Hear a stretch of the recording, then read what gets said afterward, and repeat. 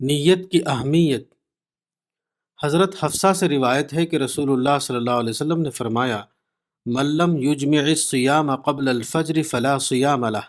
الترمذی کتاب الصوم، باب لا صیام لمن لم یعزم، یعنی جس شخص نے طلوع فجر سے پہلے روزہ رکھنے کا پختہ عزم نہیں کیا اس کا روزہ نہیں۔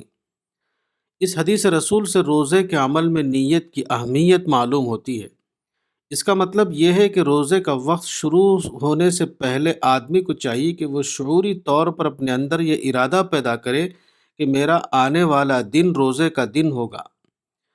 گویا کہ باقاعدہ ارادے کے بغیر صرف بھوکا رہ جانے کا نام روزہ نہیں۔ دوسرے شرعی اعمال کی طرح روزہ ایک باشعور دینی عمل ہے، یعنی ایک ایسا عمل جس کو آدمی زندہ شعور کے ساتھ انجام دے۔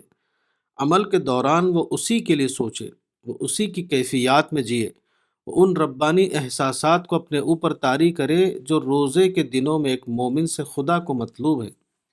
گویا کہ اس کا روزہ صرف جسمانی روزہ نہ ہو بلکہ اس کا شعور اور اس کے جذبات بھی اس کے عمل کی روح کی حیثیت سے اس میں شامل ہو گئے ہوں۔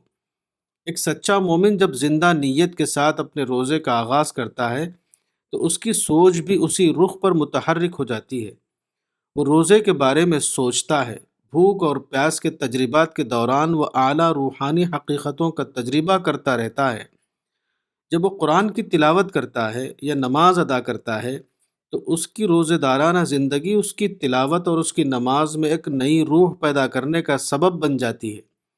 روزے کی حالت میں دن گزارنا اور قیام کی حالت میں رات گزارنا اس کے لیے خدا سے خصوصی قربت کا ذریعہ بن جاتا ہے۔ حقیقی روزہ وہ ہے جو آدمی کی پوری زندگی کو روزہ رخی زندگی یعنی روزہ اورینٹڈ لائف بنا دے۔